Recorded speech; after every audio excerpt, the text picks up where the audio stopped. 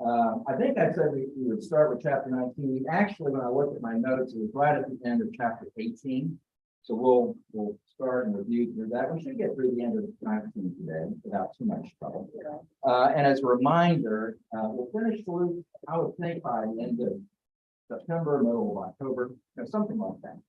And then what we had talked about is starting in Luke, or excuse me, in Acts. So those two books go together. Most people think it was the same author or editor. And so we'll transition to Acts probably through the end of the year. And then we can think about what we want to do next. Any questions about that? Or you ready? You're live. You're still coming in, garbled. I don't know if you're walking away from the unit or whether you're losing. Any ideas on that? I got it right up next to my voice.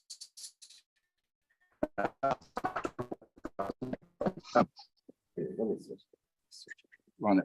I'll just switch.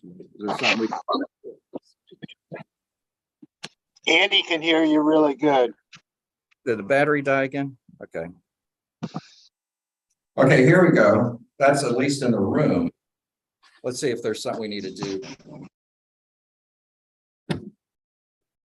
See, it's going off. Yeah, keeps dying. All right. Flex. Hello. There we go. All right. How's that now, Clay? And anyone else? Is that better? If I shout loud enough, you might be able to hear me in your homes, but I don't think that's the best way. I'll do my best. Good. All right. I can hear you good, Andy, in New York. Okay. There we go. Feel like we should pray again. Maybe that's just me. All right. So chapter 18, verse 31, one of four events. So we'll kind of go through those four events as Jesus goes into Jerusalem. So verse 31. This is another one of what's called the Passion predictions, that Jesus says in all of the three synoptic gospels, here's what's going to happen. So there's no surprise. So he is saying this now for the last time. Jesus took the 12 aside and said to them, look, we are going up to Jerusalem, and everything that is written about the Son of Man by the prophets will be accomplished. For he will be handed over to the Gentiles, and he will be mocked and insulted and spat upon. After they have flogged him, they will kill him. And if everybody could mute, someone's making some sound at home. And he will be mocked and insulted and spat upon. After they have flogged him, they will kill him, and on the third day he will rise again. But the disciples understood nothing about all these things. In fact, what he said was hidden from them, and they did not grasp what was said. So this is, again, Jesus's challenge. He chose these 12, closest to him, and he had other followers, of course. There were 7 women, it was described, that followed him. I kind of get a thought they understood things better, but regardless, that's not proven in the text. But that these 12 that he was really trying to prepare, it says, just didn't get it. So this is, at least in the way it's recorded, the third time. And he is focusing here on all the bad stuff, right? So I think there's 6 or 7 things that are going to happen. For the first time, it says how the Gentiles are going to be part of this. So his people are going to turn him over to the Roman authorities, and that they're going to do all these awful things to him, mocking and insulting, spitting on him, flogging him, and then ultimately killing him. So that's all the bad stuff. But there's always that last statement that he will rise again. So that's not the end. But it also helped them to constantly rethink how their understanding of his mission needed to go upside down. Because generally, if you're a Messiah, you're a king, you're coming to Jerusalem, it's like Caesar crossing the Rubicon. You're coming in to take charge. And instead, he was coming in, he would do authoritative things. He would come in, riding on the donkey. He would come in and cleanse the temple. He would teach with authority in the temple.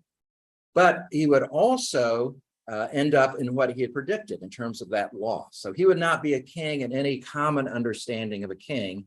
And he wanted to make that clear. So any questions on that? So the Christian gospel, even though the church at different times has missed it, you would say most of our history we've missed it, is not about triumphalism, if you've heard that phrase. It's not about us winning and taking over. It's rather about bearing witness to God, and then through that witness in our words, to live that in our lives, to point people to God. It's not to be in charge and make people who aren't the same as us conform. No. But again, you study history and you can see where we got off track at times.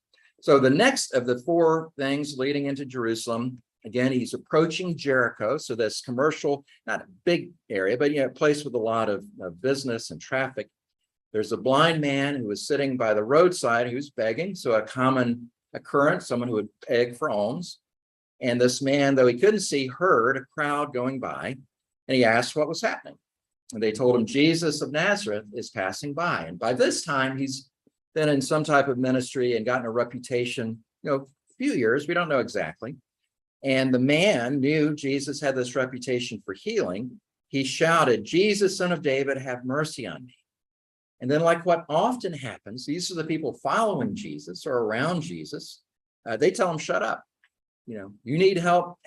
Be quiet. Don't bother him. He's a busy man. But thankfully, that person who was blind cried out even louder, Son of David, have mercy on me. Again, Son of David is that term for the Messiah, if you don't know. So it was acknowledging him as this important person.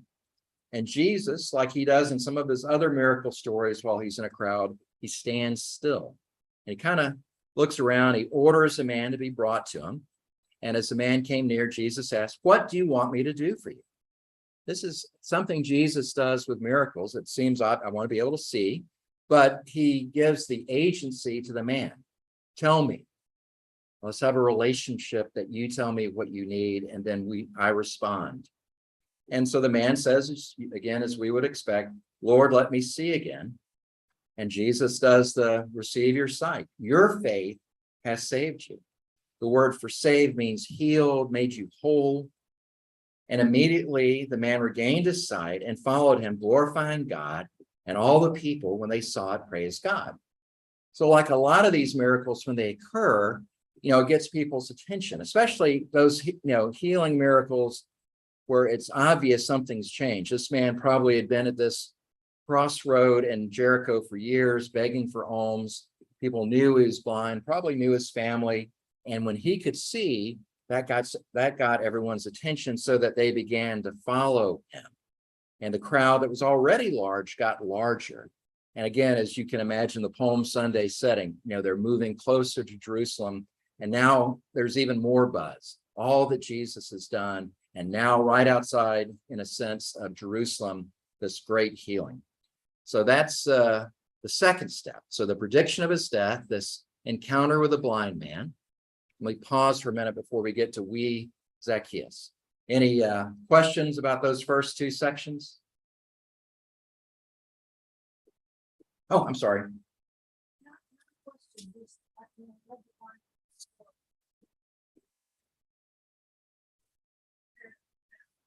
seems to me what jumped out and should ask is that book is saying that two things required for salvation, which you say, for healing. Right. Well, first is persistence, because he does that twice. Right. He doesn't listen. And the second, or maybe the second in the verse, is that he called Jesus twice the Son of David, which is unusual that that man will have that conviction at that point. Just from hearing of what he had done, right? Because I think for most Jews that was trying to make them the glorious, powerful king who was going to save them, and Jesus, who was not that same image. Right. Those things for me. In other words, I'm always trying to take back what appears here to say, what does that mean? So maybe for my faith back, faithful and Yeah, I think that's right. And we're getting just obviously a little quick synopsis of what I'm sure was a bigger encounter and the meeting. And the man followed him. That's another difference that this man who had been more passive because of his blindness is able to engage now and do what he wants, not just crying out or asking for alms, but to be an active participant. So yeah, it's a big change, and again, it's that upside down world. So this happens in the Gospel of John, where Jesus heals the man born blind. That's a famous passage, and he says, it's to make those who are blind to see, and those who think they can see, help them realize they're really blind. And saying that more as a metaphor. So that blindness is physical impairment, obviously, but it can also be a way of understanding our faith. Do we have any type of understanding of who God is, or do we have our own point of view that we hold to rigidly? Okay, Zacchaeus. Whoever in a Bible school, vacation Bible school, ever sang about wee little man was he? Remember that? Is it just me? And I remember my first year of seminary, I was at a church, and they put me in charge of the children's ministry on Sunday morning. Boy, were they taking a risk. But I did the children's chapel. And so, you try and do things, 3, 5-year-old kids that engages them, they want to do something. And so whenever I did the Zacchaeus story, I set up like a little step ladder type thing where they could climb up and pretend to be Zacchaeus, and different people got to do it. They really loved it. So that's a good story if you're ever doing Bible school. So that's the cute part. The other part, though, you hear about Zacchaeus, and he was a little bit more of a godfather than a wee little man. I mean, he was short, but I mean, he was what they called a chief tax collector. We've heard about tax collectors, including one of Jesus' disciples, Matthew, was a tax collector. And you've heard me and others, I'm sure, talk about it. They were kind of complicit. They're often, people from that area working with Rome, collecting the tax. And the way it worked is they got a commission on the tax. So say if you owed $100, they got you to pay $120. They had a standard commission on the 100, but they got that 100, they got that extra 20 in their pocket, to say it in simple terms. So they could extort from people because they had power. And they had almost like a franchise, to put it again in more modern terms. But you had a toll booth or a tax booth, and the people who were doing business or living in an area, I don't know all the details of their tax structure, but that they would collect taxes. And so do you think they were loved? Yeah. No. And if you're the chief tax collector, and that's a term that's, not only the New Testament, but other Greek literature at that time, that phrase is used often. So it was either put there as a way to emphasize who he was, or maybe if this was unique to Luke. But the point was, he probably had people under him, if you're the chief, that you maybe got an extra commission. So you not only were getting your own share, but a share from others. And then you were probably even closer to the Roman authorities and maybe the Herod as well. So your upper accountability. So you had even more power, more money, and not from good practice, right? So he is someone that if you're a religious person, a moral person, it's very easy to not like or to hate. And so, but for whatever reason, whatever was going on inside of Zacchaeus, he had heard about Jesus. And even though, he was a bad dude, he had heard that Jesus really liked tax collectors, and that he reached out to them in a way that most religious people don't. And maybe Zacchaeus was looking for a way out. Even when you're rich, even when you're powerful, what was the Godfather line? I keep trying to get out, pull me back in. So, maybe he was looking for a way out of where he was living, because being hated is there's not enough money, to me at least, and to maybe Zacchaeus, to make it okay to be hated in your community. So maybe he was looking for something different. And again, because he was a shorter man, and there's a lot of crowds, and again, people didn't like him. He, of course, famously went up a sycamore tree. Now, if you're a Godfather type, how's that going to look? It's not very dignified, right? So, tree and looking over, makes you look childlike, not as powerful. And so he did that. He took that risk because he wanted to see Jesus. So that's kind of the setup. So in chapter 9, verse 1, Jesus entered Jericho and was passing through it. So in this big, not big town, this often traveled town. A man was there named Zacchaeus. He was a chief tax collector and was rich. He was trying to see who Jesus was, but on account of the crowd, he could not because he was short in stature. So he ran ahead and climbed a sycamore tree to see him because he was going to pass that way. Now, this is a great encounter, one of the best encounters in the New Testament. When Jesus came to the place, he looked up and he said to him, Zacchaeus, hurry and come down, for I must stay at your house today. Now, why is that kind of shocking? Well, it comes up in other parts of Luke. I mean, if you're a good person, if you're righteous, you don't hang out with tax collectors. So an analogy, again, for us, more modern times, I don't know what, in fact, I won't even go there, but it'd be you going with someone who most people think you shouldn't hang out with them. So he not only responds to an invitation, he goes further, he initiates an invitation to go be with him. And so Zacchaeus hurried down, verse 6, and was happy to welcome him. He was excited. Again, because remember what I said, he was not everybody's friend. Anyone who hung out with him did it out of probably obligation or trying to make him happy. But Jesus had says, we're going to be together. And as you would expect, the crowd, it says, all who saw it began to grumble and said, he has gone to be the guest of one who is a sinner. So, like your mom said, what is it? Bad company corrupts good manners. So, Jesus is this rabbi and faith healer, and then he's doing something they don't expect. Even though, again, if you followed him on this way down from Galilee, he kept doing that, hanging out with sinners, and even had a tax collector on his team. And then this is the conversion, right? We think if we brought up, you say a little prayer and you're done.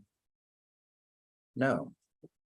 And again, what he does isn't to earn God's favor, but something's going on inside of Zacchaeus that he is responding in this unexpected way.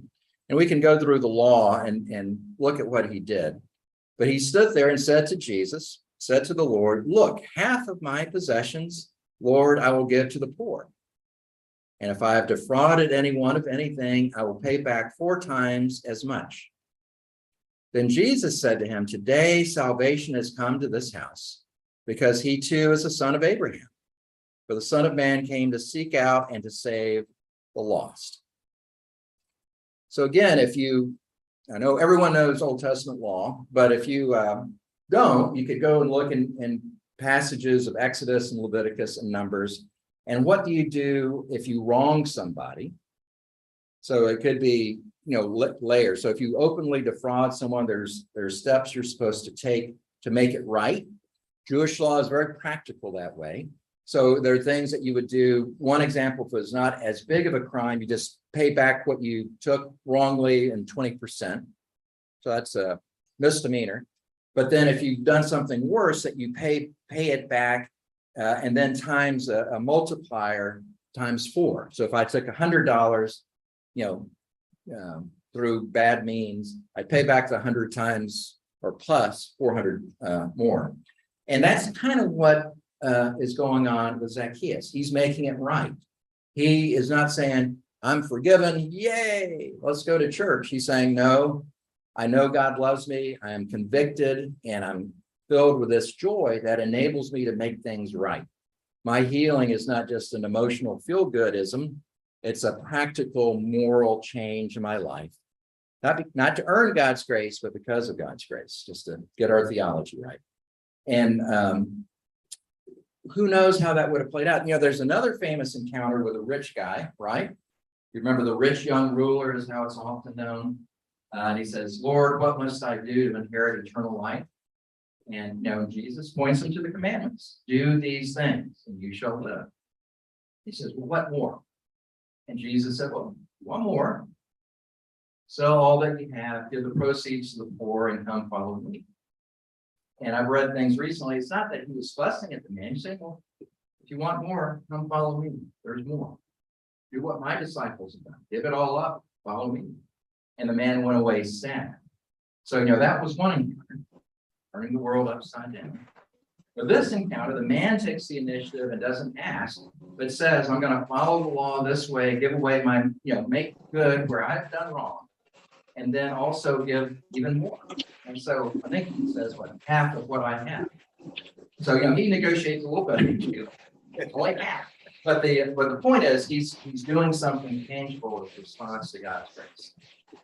And Jesus uses a similar phrase he uses for a woman who had the flow of blood. You remember the story? She reaches out, touches Jesus, said, this is the daughter of Abraham. There's another story says this is the man who had a withered hand. This is the son of Abraham. So he says to this larger crowd, this is a son of Abraham, which would be a designation. He's a child of the covenant. He's a child of the promise.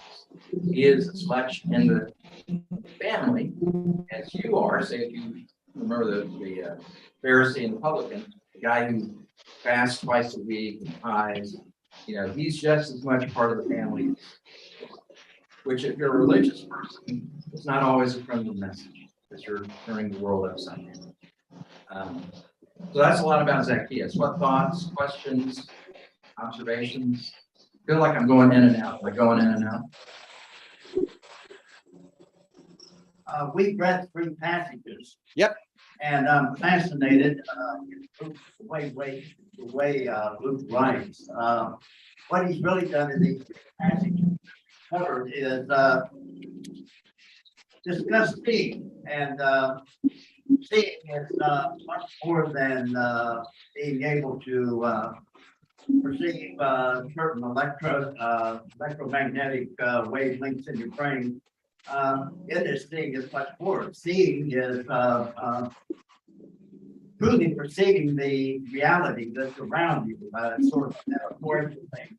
And I became fascinated in these 3 passages that each involve seeing in the broader sense. In the prophecy of the Passion, they still don't quite see it. It sort of concludes what he said, but quite obscure to them.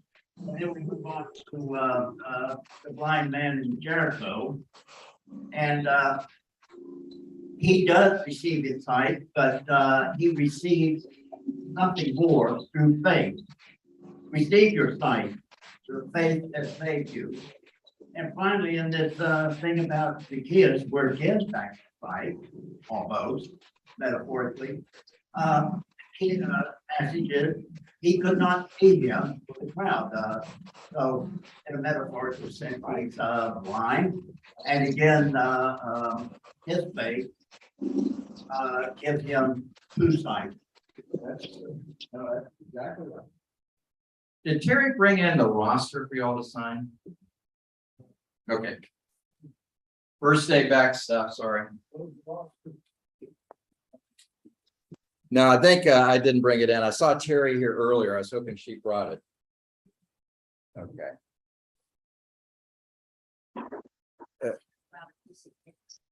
Yeah, just do that. That's fine, if you don't mind. Thank you.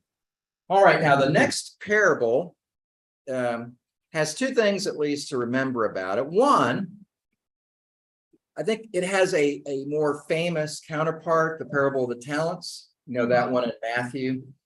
And that one has, if everybody can mute who's at home.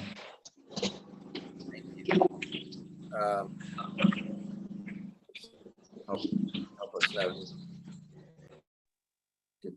Someone's not muted and we're getting a lot of background noise. That's what I was just checking. So it looks like whoever it was muted, so that's good. Just stay muted unless if you want to say something. I think it was me. Sorry about that, Andy. No worries. Still some feedback, so I don't know if that's me or test. All right, sorry. So the more famous one, the parable of the talents in Matthew, is it's a simpler parable, and that may be why it's more, known. And that 3 people get 1 talent, and they get 3 different results. One earns 10, one earns, I think, 5, and one hides the talent. So it's a famous story, different interpretations. This one combines 2 storylines. So there's one storyline that there's a king, and he is going off to get his crown, basically. There's some analogies locally in that the Herod's sons and grandsons, around the time of Jesus to the time of when Luke was written, would go to Rome to get their crown and then come back and be in charge. So that at least would be the mental image they're thinking of. So that's incorporated as part of the story, and it gets confusing, at least to me. So there's a king coming in, and then he's going off to get his crown. And then we'll just read through it. But then there's, like the talent parable, he gives out coins, what are called minas, I think, M-I-N-A, which is basically 3 months' wages. So it's a lot. And then he gives it as a way for them to do something, as a way to, like an investment. So let's read through it, and I'll try and sort it out as we read it. So, he's just, Jesus has just done something with Zacchaeus. God has done something in Zacchaeus involving money, right? If you read through the New Testament and keep count, Jesus talks about money a fair amount, but that money was more an outward sign of what was changing in Zacchaeus. So he goes and talks about money again. And again, the point is not your investment strategy. It's, how you live your life. So this crowd who's been grumbling at Jesus because of him being kind to a tax collector, he's going to kind of help him. He tells them a parable. Because he was near Jerusalem and because they supposed the kingdom of God was to appear immediately. So again, he's helping them understand what I'm going to do in Jerusalem isn't what you expect. It's not going to be like the typical king. It's not coming in to take charge. So he says there was a nobleman who went to a distant region to receive royal power, like I was describing, and then returned. And he summoned 10 of his slaves. So that's where the stories kind of blend, and gave them 10 pounds or minas and said to them, do business with these until I come back. So this is where it gets a little confusing. So not that group of people, but the citizens of the whole country hated him and sent a delegation after him. Sent a delegation after him saying, we do not want this man to rule over us. So that's, again, a side story. So that when he returned, having received royal power, so he comes back as a king, he ordered these slaves to whom he had given the money to be summoned so that he might find out what they had gained by doing business. Parallel track. So, and then you kind of get the playing out like the parable of the talent. The first one came, made 10 pounds out of one. Well done, good slave, because you have been trustworthy in a very small thing. Take charge of 10 cities. So remember, he's a new king. He's kind of assigning who will be in charge. Same story happens again. This person made 5 pounds out of one. And again, the reward is similar, proportional, 5 cities. Verse 20, then the other came saying, Lord, here is your pound. I wrapped it up in a piece of cloth, for I was afraid of you, because you are a harsh man. You take what you did not deposit and reap what you did not sow. And then he says, I'll judge you by your own words, you wicked slave. You knew, did you, that I was a harsh man, taking what I did not deposit and reaping what I did not sow? Why then did you not put my money into the bank? Then when I returned, I could have collected it with interest. He said to the bystanders, take the pound from him and give it to the one with 10. And they said to him, Lord, he has 10 pounds. And then he gives that hook that is difficult for me and for others, perhaps. I tell you, to all those who have, more will be given. But from those who have nothing, even what they have will be taken away. So, that's pretty harsh. So what does that mean? And then this, again, conclusion to the other storyline, as for those enemies of mine who did not want me to rule over them, bring them here and slaughter them in my presence. Again, biblical, don't do that. But the point of the pounds part of the minas is that there's some connection that's going on with what you have as gift and how you live. There seems to be a correlation there. It's not perfect. It's one, I think, to sit with. And what is also important to remember in any parable is it's not always the authority figure. The king is Jesus or God. Sometimes it's just describing the world as the world is and know how things seem to operate. And then to know, how are you going to live, which is always the gospel point. What does that mean in your life? When God gifts you, what do you do with your gifts? Not in a direct corollary, but are you living acknowledging God's part in your life and living, to take it back to the immediate prior story, like Zacchaeus, where again, he was caught up in this system and he came to a place of knowing he needed to live differently, to live as God wants, and not to continue in the status quo. But I know this is a little bit of a confusing parable, and I don't have a great everything makes sense answer, but any comments on this, or maybe someone else does? Yeah, Hutch.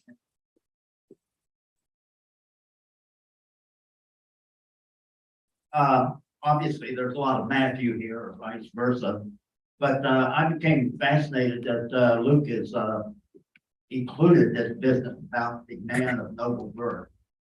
And could this man of noble birth, being Christ, a heavenly king in heaven, and he goes to this distant country here, and the people don't want him.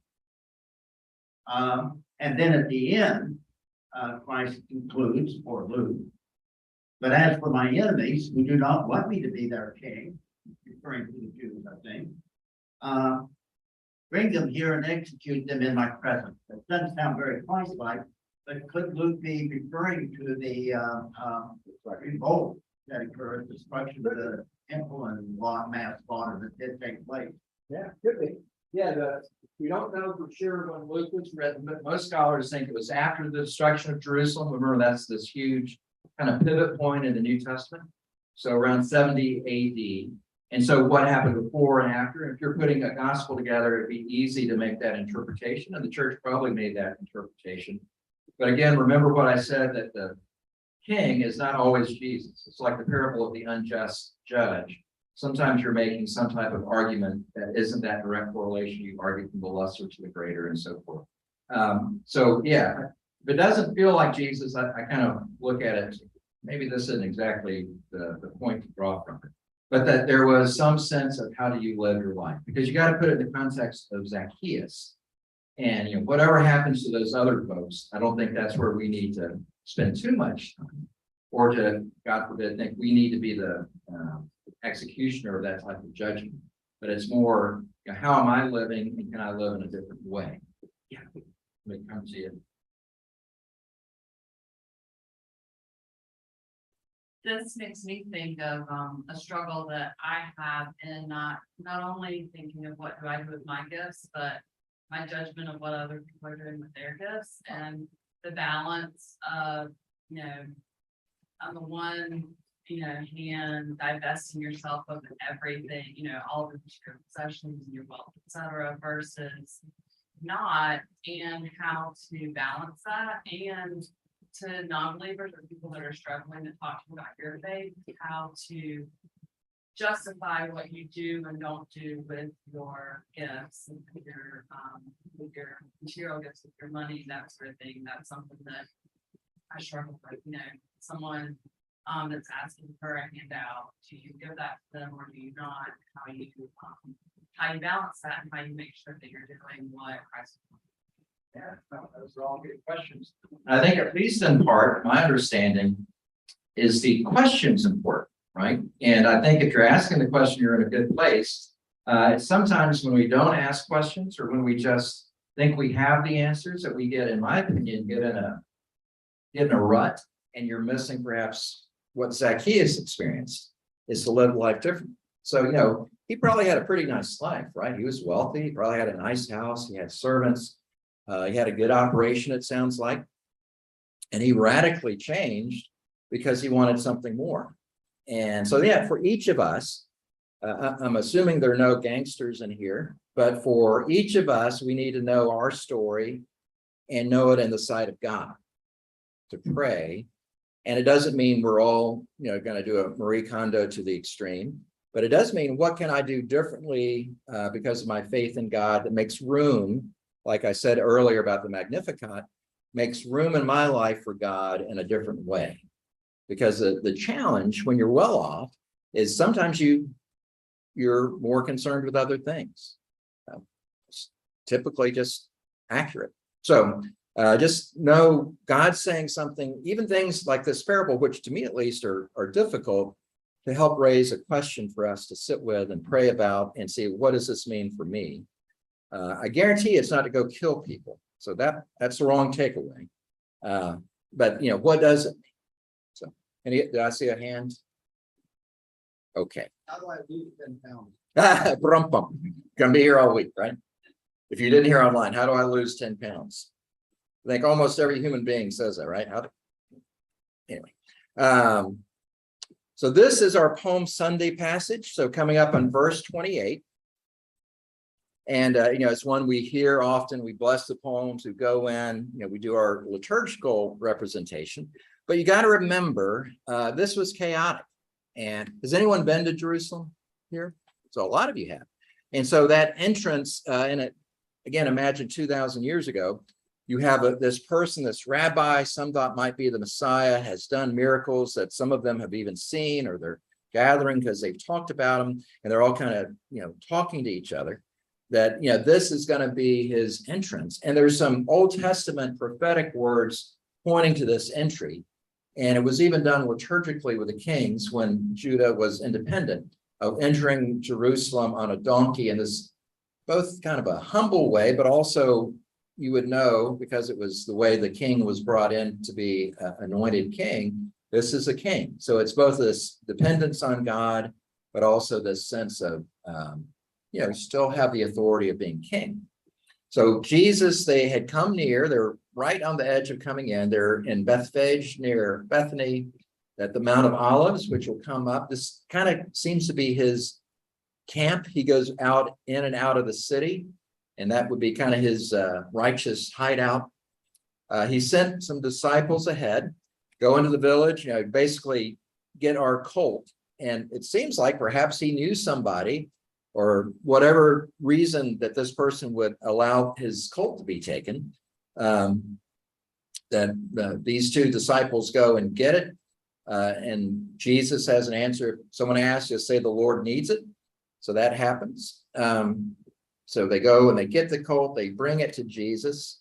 We won't go through all that. And then verse 35, so they bring it to Jesus, they throw their cloaks on the colt, so like a makeshift saddle. And I just read this recently, and some of you who know horses might be able to help me, that colts are really difficult. I think isn't this nice? But it's can also mean they're not broken yet, right? So they're kind of a little bit wild. And so this colt, and in this version, Luke's version, it doesn't say donkey or it says a colt, which could be a horse or either. I think they're used interchangeably. But the point is, this is a new animal not used to being ridden. They're putting coats on it, and then Jesus is getting on, and apparently he's able to make the colt go forward. And then there's this response of the crowd. So they've been following, seeing the miracles, they're anticipating, and really only his closest disciples have heard his prediction of the passion. They're anticipating him coming in to be their new king, at least some of them. And verse 36, verse 37, he's approaching the path down from the Mount of Olives. The whole multitude of the disciples began to praise God joyfully with a loud voice. So, all the things we do Palm Sunday, for all the deeds of power that they had seen. So acknowledging Jesus's miracles that God had done through him. Blessed is the King who comes in the name of the Lord. Peace in heaven and glory in the highest heaven. And then some of the Pharisees, some of the religious leaders in the crowd said to him, Teacher, order your disciples to stop. And he answered, I tell you, if these were silent, the stones would shout out. So it's an interesting kind of dance that he's acknowledging this, and that it's really honoring God. He knows this is part of it, but knowing Jesus, it wasn't like feeding his ego, like, oh, look at all these people adoring me. It's more, God is doing something that is culminating in a way they don't understand, but this part is part of it. This part of before people will turn on him is part of the fulfillment. And then Jesus kind of comes near and he weeps over the city. Verse 42, if you, even you, had only recognized on this day of the things that make for peace, but now they are hidden from your eyes. So to Hutch's point earlier, another image of the eyes not seeing. And again, if this was written after the destruction of Jerusalem, then that would have been part of their understanding too. Was your hand up? But I saw a hand. Okay. And then it gets pretty specific. So a witness or someone who heard from a witness of what it was like when the Romans destroyed Jerusalem. The days will, verse 43, the days will come upon you when your enemies will set up ramparts around you and surround you and hem you in on every side. They will crush you to the ground, and you and your children within you, and they will not leave within you one stone upon another, because you did not recognize the time of your visitation from God. So that's obviously a sobering and sad part of this story.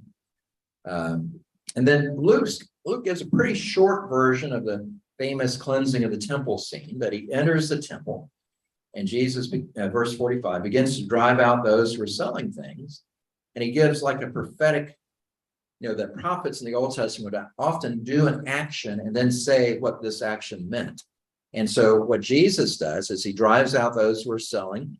And again, if you don't know, that was an exchange, because if you're coming from the countryside, bringing an animal to sacrifice would be hard. So you bring the money and you give it to them and buy an animal there, or you might be converting the Roman money into temple money that would be recognized as okay to give to the temple. So those things were going on. And Jesus says, after the action of driving people out, my house shall be a house of prayer, but you have made it a den of robbers. So again, in another versions, a house of prayer for all nations. But again, the point being, he's making a statement not against the temple, but reminding them of what the temple is supposed to be for. So in Luke's gospel, there's not as much criticism of the temple as occurs in some of the other gospels. And it says, he continued, after that initial entry and that initial cleansing of the temple, every day he was teaching in the temple. The chief priests, the scribes, and the leaders of the people kept looking for a way to kill him, but they did not find anything they could do, for all the people were spellbound by what they heard. That's the end of chapter 19, which is what I was hoping we'd get to. And we're right at 11. I'm sorry we started a little bit late, but we'll do better next week, I hope. Or maybe not. We'll try to do better next week. But before we wrap up, any other comments from the room or from online? I see a lot of judgment in this, a lot of, okay, going back, the king gave the slaves, some money. One made something of it. The other, it did also, not as successfully, but they did. The other one did not make anything of the gift. So they were judged. And anybody who squanders their gifts and did not, look at the king as a leader, were judged for death. I see a lot of final judgment in this. We're all born with certain gifts, whether it's to heal, to preach, to love. We're all been given these talents in our lives. And if we do not use these talents to expand your love, your healing abilities, etc., then you're kind of judged that you squandered your gifts and you did not do the things that God wanted you to do. So at the final judgment, you would not be entering heaven and you would be cast aside. That's how I took that. Also, when he had entered Jerusalem and he was teaching, and he told them that the people who do not hear would be left aside, without a stone on them. Think about this. That's how you were buried in, a rocky country. You had stones piled upon you. They could not bury you in the ground. So anybody who was left without a stone on them, their body was left open for, wild animals and stuff like that. Once again, I see, judgment here. Either you follow, but if you turn a blind eye and you are refused to see, not unable to see, because the tax collector was unable to see until he was in the presence of Jesus. If you refuse to see, then you're going to be cast aside, for the wild animals to eat your body and stuff like. So I see a lot of final judgment. You either live your life to the best of your ability and share your life. And if not, well, so be it. Yeah. Yeah, no, I think that's a understandable interpretation. The thing I would add to it in addition is going back to Zacchaeus, is that he is kind of for me at least, my role model of what I need to do, not exactly the same way, but to know, one, to seek Jesus, and two, based on that connection, to live differently, or live, if I'm living in a way that's not right, to live in a way that changes, allows me to follow how God wants me to live, which usually involves some type of change. But judgment to me, I mean, everything you say is a standard way of thinking of it. Judgment for me, though, ultimately is to bring us closer to God. And there might be harsh times in that, but it's always to bring us to an understanding of who we are and our need for God's grace, and our need to change in response to that grace. So I also believe God's, that's why I say that king is not necessarily exactly, think the king's Jesus or the king's God. It's also that it's this call of God to come back to us. God's always saying, come back, love, do those things that you see in me for others. So, that's at least part of it. Did you get the people online, Ruth? I keep relying on you, or whoever has the sheet. We didn't do a good job on getting I didn't do a good job on getting our roster marked. So I'm going to go on a little bit longer. Did we get the online people? No. Okay, if you don't mind doing that, just real quick. What other questions or thoughts or comments from anybody? Was this helpful to jump back in, or was it you kind of remember what we were doing? Anything not ring true? Okay, so these next, like I say, 4 or 5 chapters are going to be a continuation or culmination of what Jesus has been saying to us over these last, 19 chapters. But always, who is it? Stephen Covey, I think, said, begin with the end in mind. So, come back to the beginning and know where you are and what God's doing on this arc that we're following. And that's why it doesn't end the way you expect. And there's more. So, and that's where the book of Acts will help us know what's more. And when I get the all clear from Ruth, then I'll let you go, but I'm going to keep talking for a little bit longer until that point. What other thoughts, questions?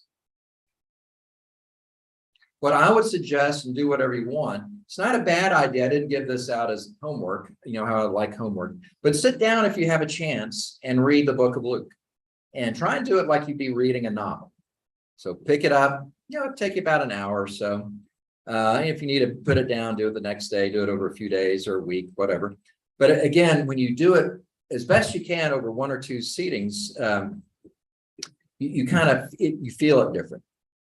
That's one of the challenges on Sundays. We get snippets, and that may be the best we can do because of time and other things, but you don't get the arc.